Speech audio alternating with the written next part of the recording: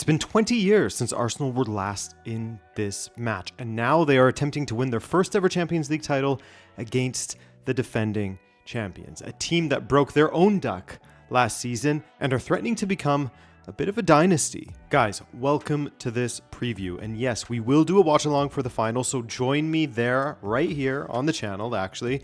Let's get into this preview though, looking at various storylines and how each team found their way to this Champions League final. There's a lot to get through, but I want to start with some links between the clubs. I want to start with a 19-year-old Mikel Arteta. 2001, and Mikel Arteta is trying to break into the Barcelona first team, but there are a couple of other graduates of La Masia standing in his way, right? Xavi, a couple of years older, and a young Andres Iniesta, who was really catching the attention of the Barcelona staff. Not to mention, Emmanuel Petit joined Barca. There was Cocu, Litmanen, but there were two more players that were both ahead of Arteta and who he looked up to. Pep Guardiola and Luis Enrique, of whom Arteta has said, quote, he was extremely supportive with the young players. He was one of the main characters by far. I have really good memories of him. What I love about him is wherever he's been as a player or a manager, his fingerprints are all over the place. Barcelona would be the final club that Luis Enrique ever played for, while Arteta would be sent on loan in 2001 to which club? The one that Enrique now manages, PSG. They believed in him despite Arteta having never played a minute of professional football at that time. His 18 months at PSG would prove to be absolutely integral to Arteta's career. It was here where Rangers highlighted him as a top player to watch out for. Rangers, of course, being his next club before making the move over to England and eventually Arsenal.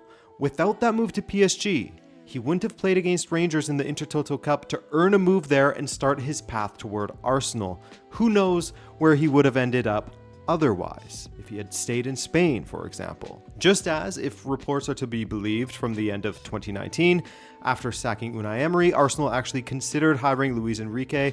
They actually considered it quite a few times, apparently. And also considering him a top target, well, the writing was on the wall for Unai Emery, but ultimately landing on Mikel Arteta.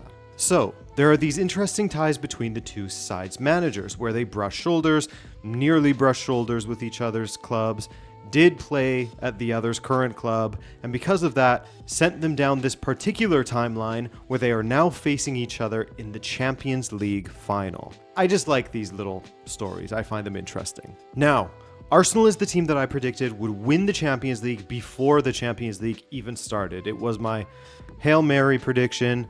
Well, not really. I mean, look at how close they were last season to making that final, right? They were really only beaten by Gigio Donnarumma and his unbelievable saves for PSG in that tournament. Another keeper in goal for PSG, and it is likely Arsenal would have made it through.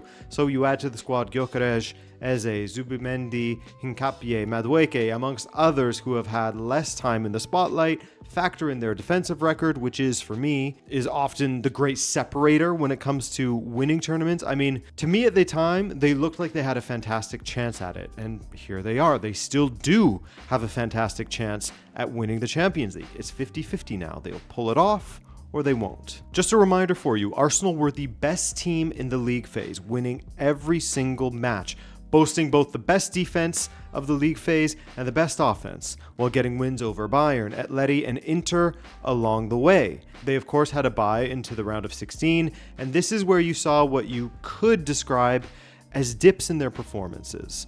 You see, Arsenal started the season so well. They looked like an all-conquering machine, and their results mirrored or reinforced that.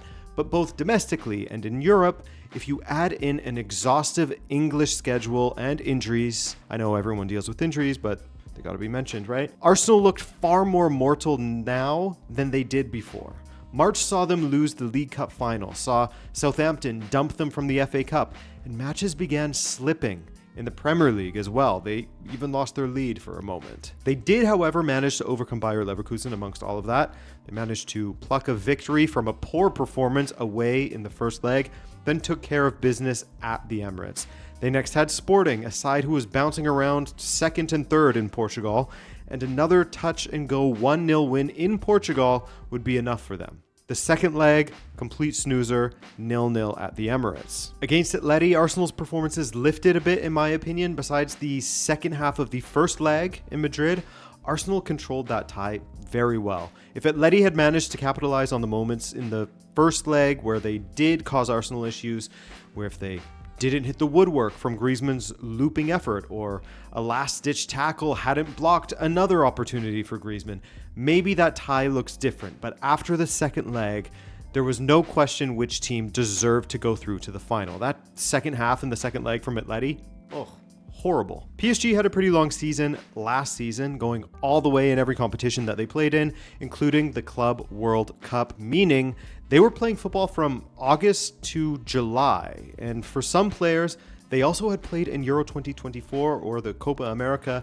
the summer prior as well. So it was a long stretch of football for them. PSG started their league phase much better than the season prior, only to end it in terrible form and force them into the playoffs. But prior to that, they had a few great results. They brushed aside Atalanta in their first match. They beat Barca at Montjuic, lost to Bayern at home despite being a man up for half of the match, and perhaps worst of all, conceded 3 goals against Spurs in a 5-3 victory. Sorry, Spurs fans, couldn't resist. Then, PSG went winless in their final 3 matches of the league phase, sliding down into 11th, meaning they would have to play in the playoff round. What a mess. They were drawn against AS Monaco, and my goodness, did they ever make a meal of that matchup. So the expectation would be that they would know how to easily deal with AS Monaco, as they had dominated that fixture in recent years, but Monaco beat them domestically in November, and with PSG's Ligue 1 form a bit suspect, we'll go over that a little bit later, a sketchy 5-4 saw PSG just slip past Monaco. By the way,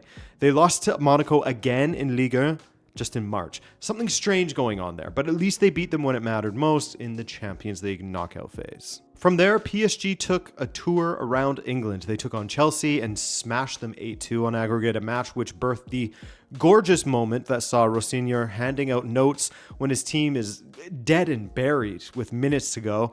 And it was here that PSG put the other teams on notice, I think. They were resembling the team from last year that attacked and scored with such ease, and their defense was improving round by round in the Champions League. And that really showed against Liverpool, I found, especially in that second leg when Marquinhos and Pacho looked incredible. Marquinhos, with that Hollywood block on Van Dijk, caught the eye, of course, but Marquinhos and the rest of that back line were cutting off crosses, cutbacks, making interceptions, important tackles.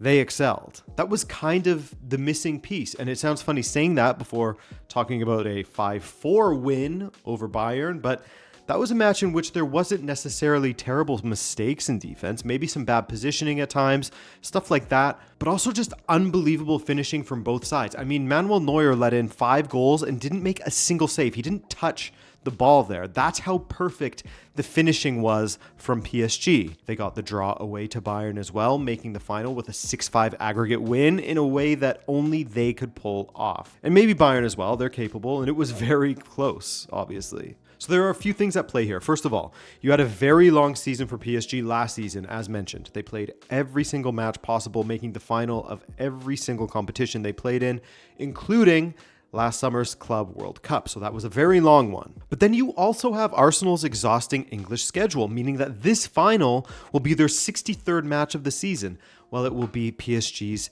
56th. Now you may be saying, 7 matches, that isn't crazy. But my friend, that's essentially a month's worth of matches, playing every weekend with a midweek match in 3 of the 4 weeks of said month. That's a lot of matches. And it has shown in how Arsenal have been playing lately, as we went over. Their performances, if you look at the season-wide trend, have trended downward toward the end here. Results picked up recently, yes, but results and performances are 2 different things. They are still getting those results, sure. But to me, performances are the more important metric, to an extent, obviously. PSG did have the luxury of being able to not focus on the league as much. They got 76 points this season and still won the league. Only the second time that they have failed to reach 80 points in the last 6 years. Besides Lens, their usual rivals were well off the mark. Marseille had 59 points, Lyon 60, Lille 61. way off. PSG's main focus seems like it was the Champions League, and further evidence is the utilization of Ousmane Dembele. Dembele had a few injuries this season, yes, but he still started in only 10 of his 22 appearances in Ligue 1. They simply didn't need him. They stayed there or thereabouts in the title race and managed to save Dembele for the Champions League, where he has 7 goals and 2 assists in 12 matches, 5 of those goals coming in the last 3 games. There's Kvaratskhelia as well, who compared to his Champions League form was quiet in Ligue 1. He started only 18 of his 28 Ligue 1 matches. Not what you would expect of the man who is being hailed by some as the best left winger in the world, with how he has performed in the Champions League, where he's been genuinely unplayable at times and has 10 goals and 6 assists in his 15 appearances. The league was basically won already when PSG took on Lens. I mean, it would have taken a lot for them to lose it. First for second, and Enrique started with a backline of Hernandez, Beraldo, Zabarnyi, who was not a starter for PSG, Arsenal supporters who recognize his name, and Mayulu. This man has been rotating his backline, and because of that, they have been trending in the right direction in their performances over the last few months in the Champions League, especially. Doué has even found form, a guy who was hot and cold for a lot of this season. For me, Arsenal's performances have been trending in the wrong direction, and their form against big opposition in crunch matches like the League Cup final and the league loss against City is worrying. Their struggles against Sporting were worrying. Their struggles to score against an Atleti side that conceded 4 against Club Brugge and 5 against Tottenham. That worries me a bit as well. Their attack is struggling. The antidote to these worries is the fact that Arsenal's defense has remained quite good this season, and David Raya is in career high form at the moment, one of the best keepers in the world, commanding his box brilliantly, pulling out big saves when Arsenal have needed him to. But speaking of their defense, each side kind of has a right back problem, or had one in PSG's cases. Hakimi is already back in training. To be fair, Zaire Emery did a great job against Luis Diaz and Bayern. João Neves over there helping him, Marquinhos, etc. But for Arsenal, considering they will have Kavicha, Kvaratskhelia flying at them down that flank, I would be worried about that right back position as Timber and White are out. White out for a while. Timber still hasn't joined team training at the time of recording this, though Arteta is hoping to have him for the final. What state he'll be in is a question mark if he is to make it. So who knows who will play at right back.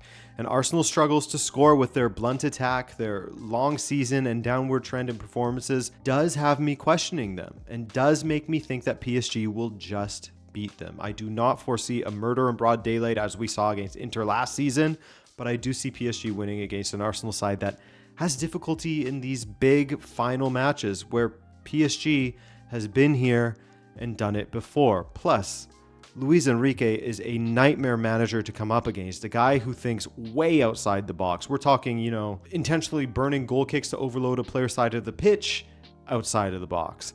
And I think he's capable of winning a chess match against Arteta. But guys, remember, that's just my opinion. Don't get sad. Should be a great, close match.